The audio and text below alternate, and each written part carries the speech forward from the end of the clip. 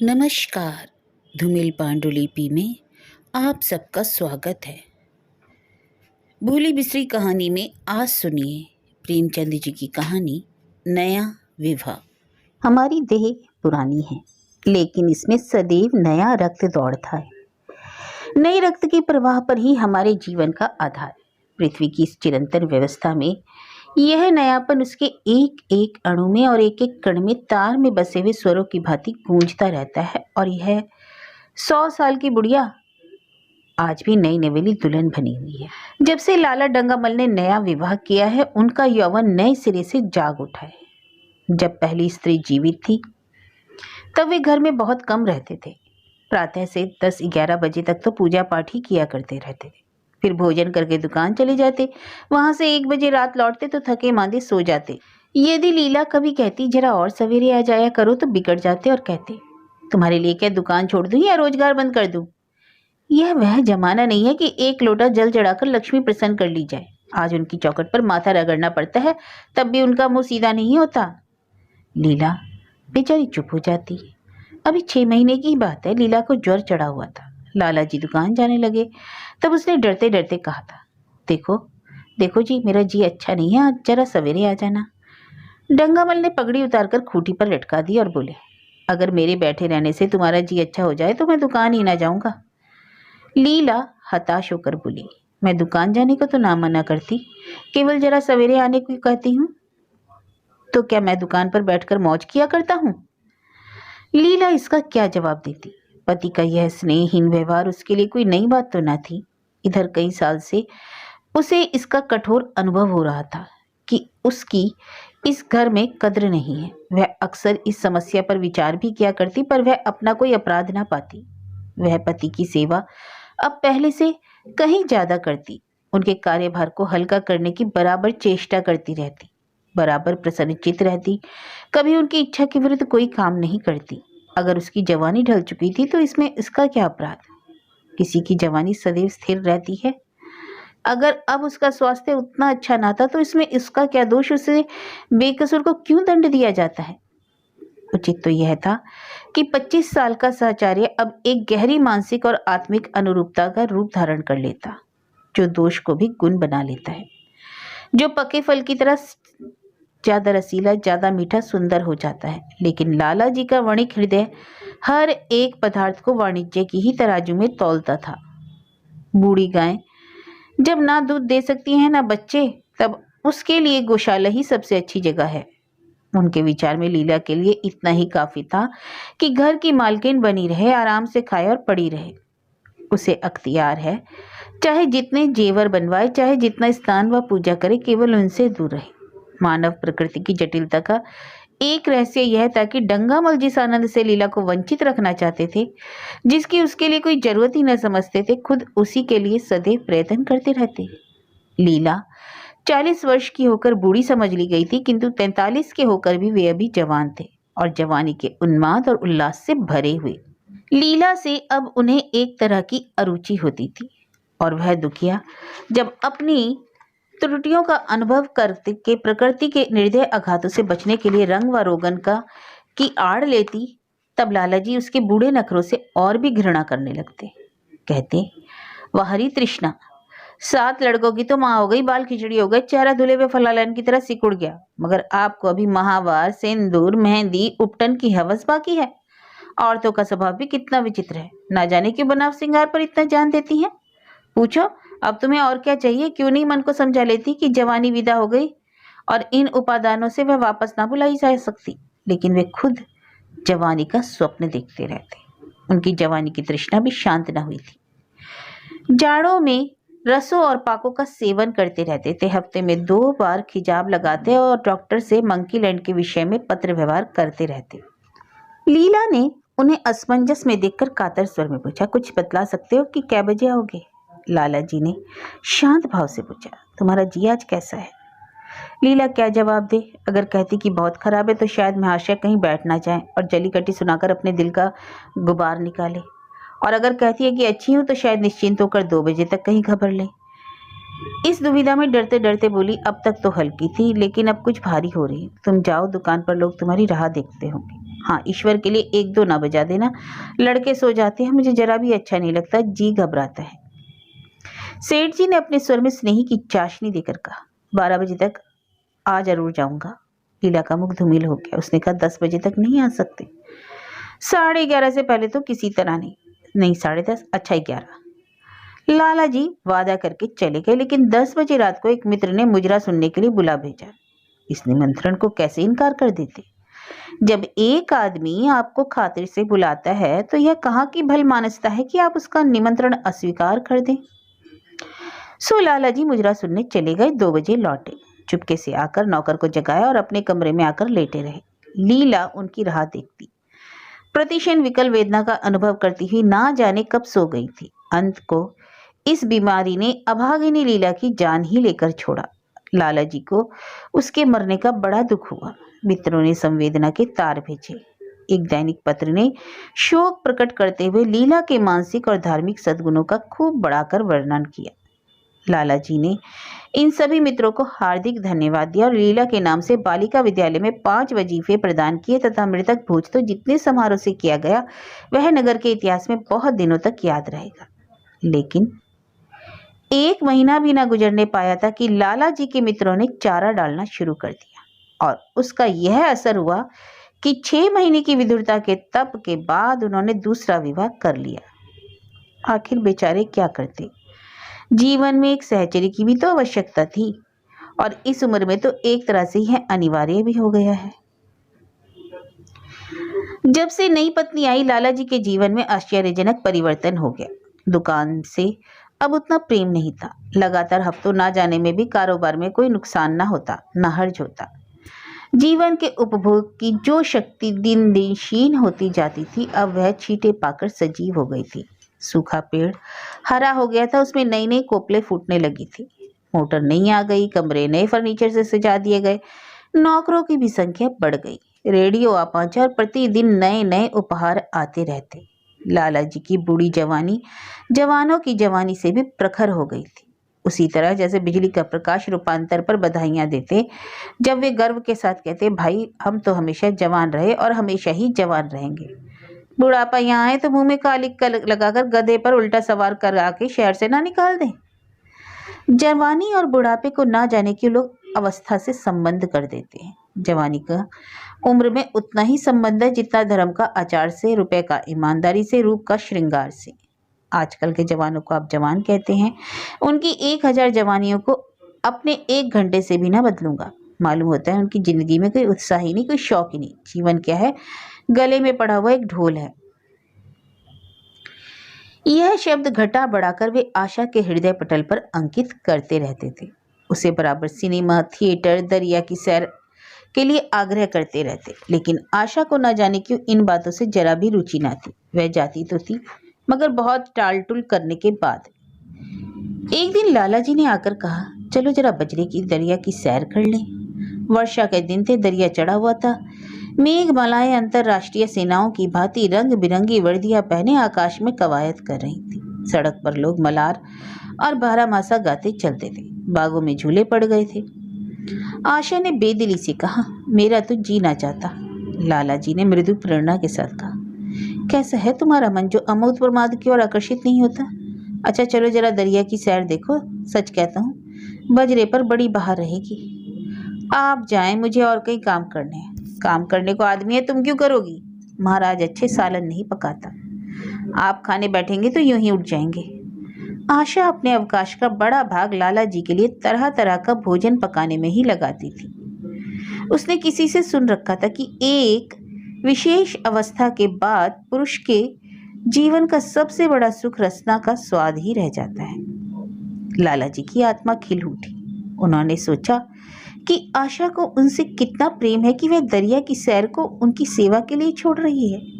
और एक लीला थी कि मान ना मान चलने को तैयार, पीछा छुड़ाना पड़ता था। खामाखा सिर पर सवार हो जाती थी और सारा मजा किरकिरा कर देती थी। स्नेह भरे उल्हाने से बोले, तुम्हारा मन भी विचित्र है। अगर एक दिन सालन फीका ही रहा तो ऐसा क्या तूफान आ जाएगा? तुम तो मुझे बिल्कुल निकम्मा बनाए देती हो। अगर तुम ना चलेगी तो मैं भी ना जाऊंगा। आशा ने जैसे गले से फंदा छुड़ाते हुए कहा, आप भी तो इधर उधर घुमा घुमा कर मेरा मिजाज बिगाड़ देते हैं। ये आदत पड़ जाएगी तो घर का धंधा कौन करेगा? मुझे घर के धंधे की रत्ती भर भी परवाह नहीं, बाल की नोक बराबर भी नहीं।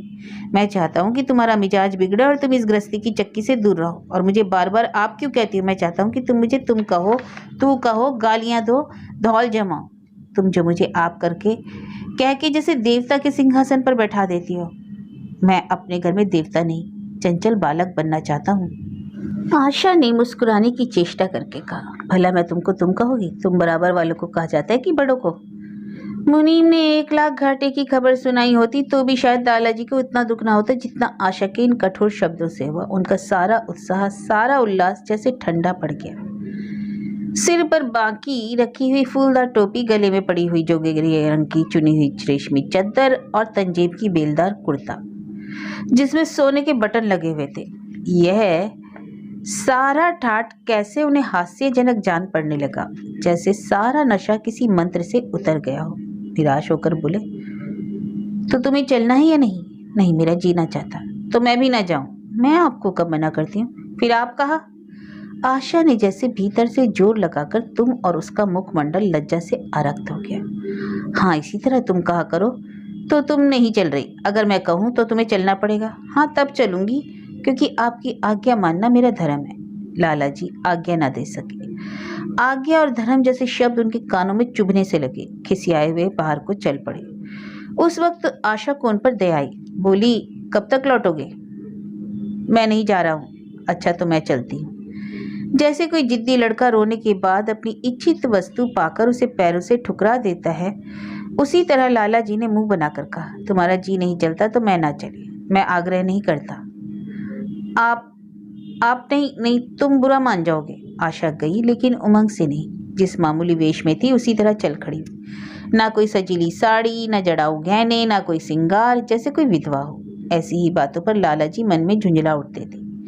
ब्याह किया था जीवन का आनंद उठाने के लिए, झिलमिलाते हुए दीपक में तेल डालकर उसे और चटक करने के लिए। अगर दीपक का प्रकाश तेज न हुआ तो तेल डालने से लाभ? ना जाने इसका मन क्यों इतना शुष्क और नीरस है, जैसे कोई उसर का पेड़। कितना ही पानी डालो, इसमें हरी पत्तियों के दर्शन न होंगे। जड़ाऊ गहनों से पेटरियां खुली हुई हैं। कहाँ कहाँ से मंगवाए, दिल्ली से, कलकत्ते से, फ्रांस से कैसी कैसी बहुमूल्य साड़ियां रखी हैं। एक नहीं, सैकड़ों, पर केवल संदूक में कीड़ों का भोजन बनने के लिए। दरिद्र घर की लड़कियों में यही एक ऐब होता है कि उनकी दृष्टि सदैव संकीर्ण ही रही। ना खा सके, ना पहन सके, ना दे सके। उन्हें तो खजाना भी मिल जाए तो यही सोचती रहेंगी कि खर्च कैसे करें। दरिया की सैर तो हुई, पर विशेष आनंद न आया।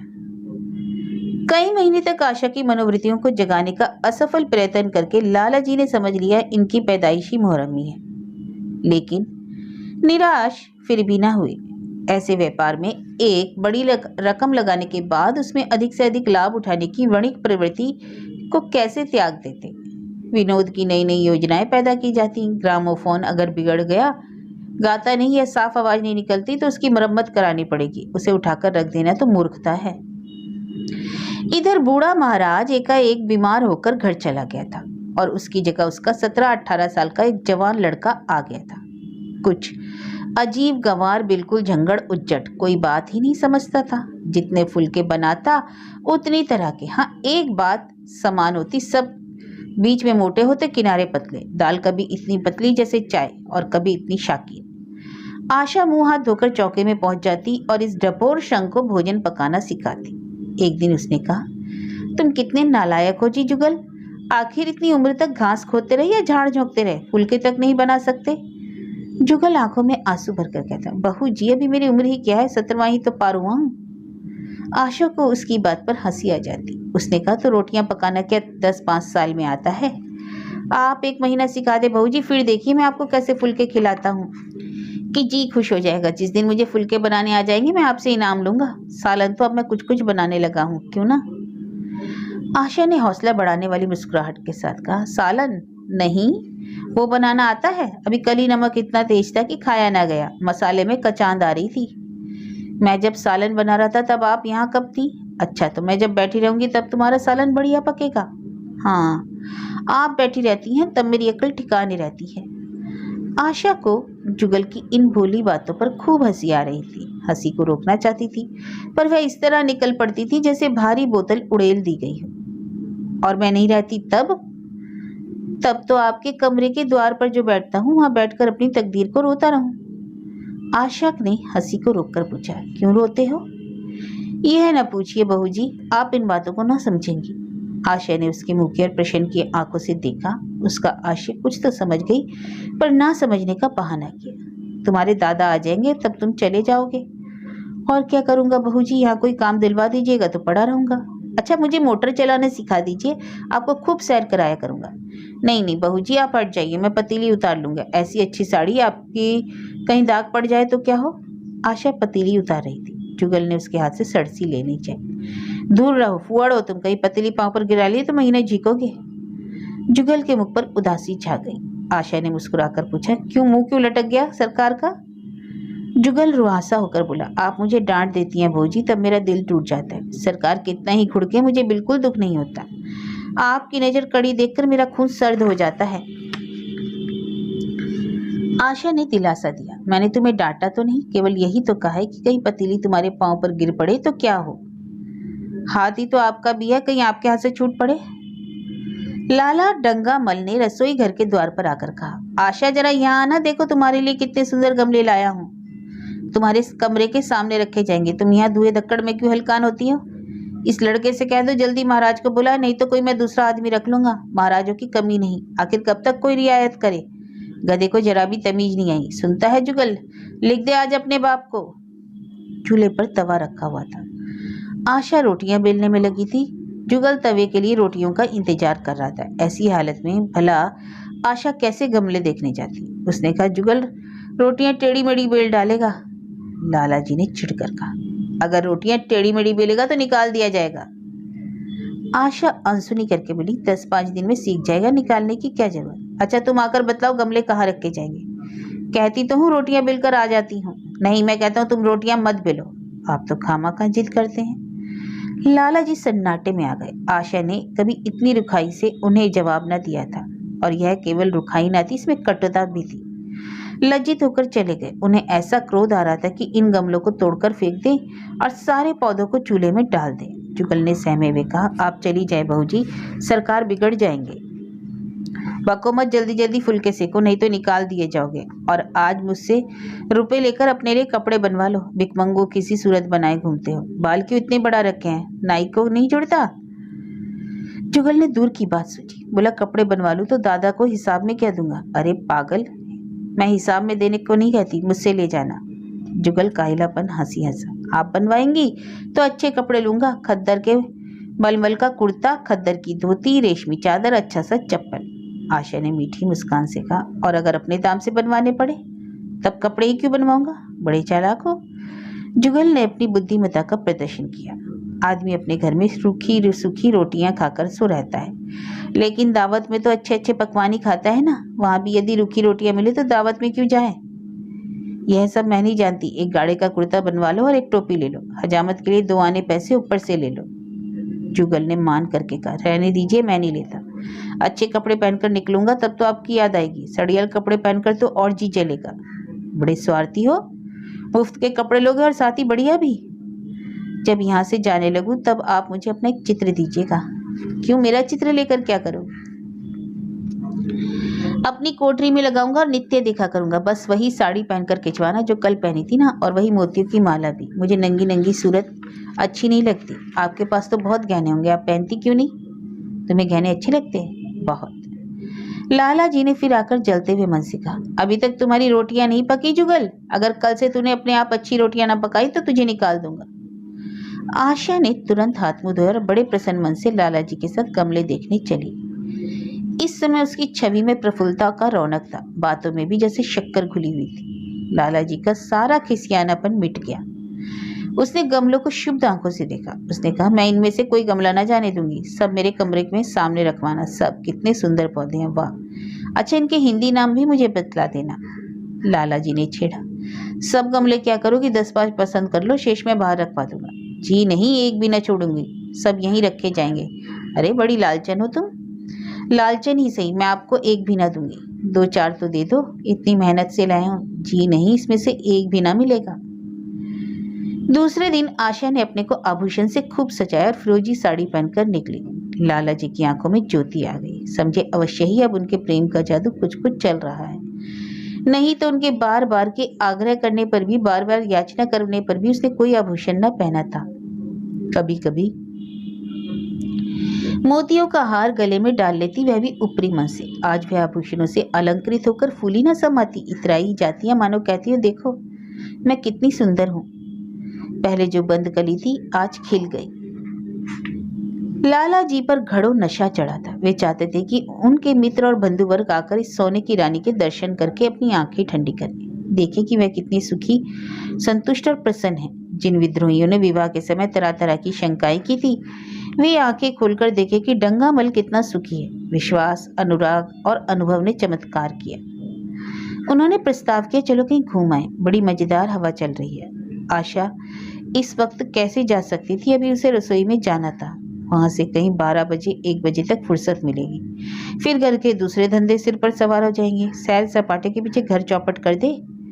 सेठ जी ने उसका हाथ पकड़ लिया और कहा नहीं, आज मैं तुम्हें रसोई में न जाने दूंगा।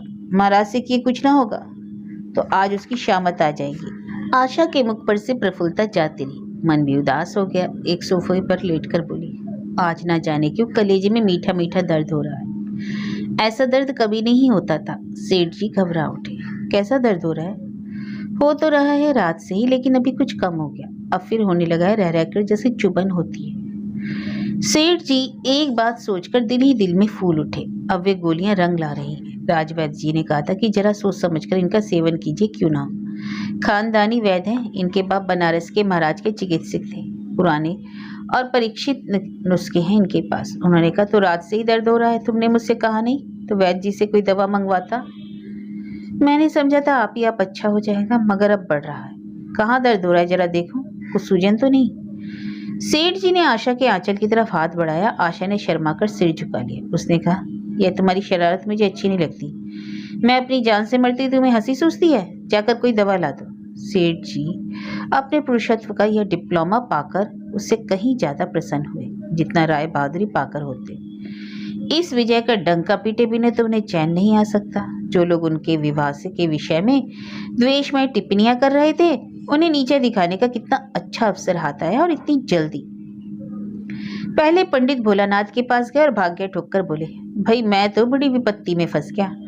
कल से उनके कलेजे में दर्द हो रहा है, कुछ बुद्धि काम नहीं करती। कहती हैं ऐसा दर्द पहले कभी ना हुआ। भोलानाथ ने कुछ बहुत हमदर्दी ना दिखाई। सेठ जी यहाँ से उठकर अपने दूसरे मित्र लाला फागमल के पास पहुंचे और उनसे भी लगभग इन्हीं शब्दों में शोक संवाद कहा। फागमल बड़ा शोधा था, मुस्कुराकर बोला, मुझे तो आपकी शरारत मालूम होती है।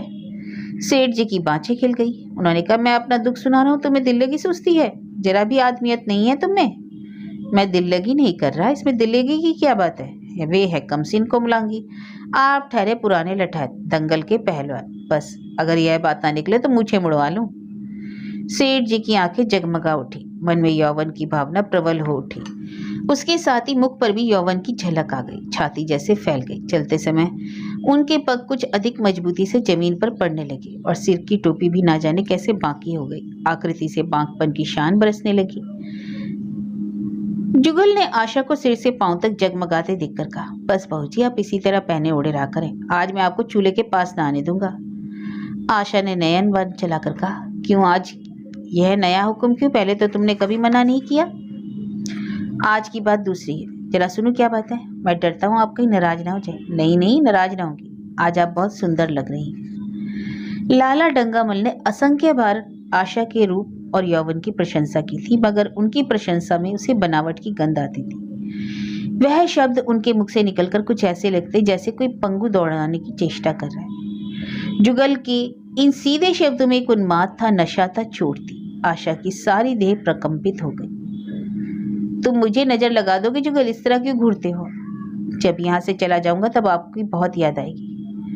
रसोई पकाकर तुम सारे दिन क्या करते हो दिखाई नहीं देते? सरकार रहते इसलिए नहीं आता। फिर अब तो मुझे जवाब मिल रहा है, देखिए भगवान कहाँ ले जाते हैं। आशा की मुख मुद्रा कठोर हो गई। उसने कहा, कौन तुम्हें जवाब देते हैं? सरकारी तो कहते हैं निकाल दूंगा। अपना काम किए जाओ, कोई नहीं निकलवाएगा। अब तो तुम फुलके भी अच्छे बनाने लगे। पर सरकार हैं बड़े गुस्सेवर, 2-4 दिन में उनका मिजाज ठीक किए देती हूँ। आपके साथ चलते हैं तो आपके बाप से लगते हैं। तुम बड़े मुंहफट हो, खबरदार जब जबान संभाल कर बातें किया करो।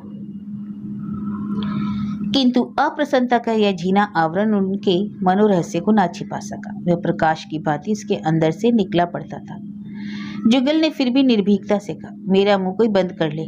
यहाँ तो सभी यही कहते हैं, मेरा ब्याह कोई 50 साल की बुढ़िया से कर दे तो मैं घर छोड़कर भाग जाऊं या खुद जहर खा लूं या उसे जहर देकर मार डालूं, फांसी ही तो होगी। आशा उस कृत्रिम क्रोध को कायम न रख सकी। जुगल ने उसकी हृदय वीणा के तारों पर मिजराब की ऐसी चोट मारी थी कि उसके बहुत जब्त करने पर भी मन की व्यथा बाहर निकला। उसने कहा, भाग्य भी तो कोई वस्तु है, ऐसा भाग्य जाए भाड़ में। तुम्हारा ब्याह किसी बुढ़िया से ही करूंगी, देख लेना। तो मैं जहर खा लूंगा, देख लीजिएगा। क्यों? बुढ़िया तुम्हें जवान स्त्री से ज्यादा प्यार करेगी, ज्यादा सेवा करेगी, तुम्हें सीधे रास्ते पर रखेगी। यह सब काम माँ का है। बीवी जिस काम के लिए है उसी काम के लिए। तो आखिर बीवी किस काम के लिए है? मोटर की आवाज आई। न जाने कैसे आशा के सिर का आंचल खिसक कर कंधे पर आ गया। उसने जल्दी से आंचल खींचकर सिर पर रख लिया। कहती हुई अपने कमरे में गई कि लपकी की लाला भोजन करके चले जाएं, तब आना।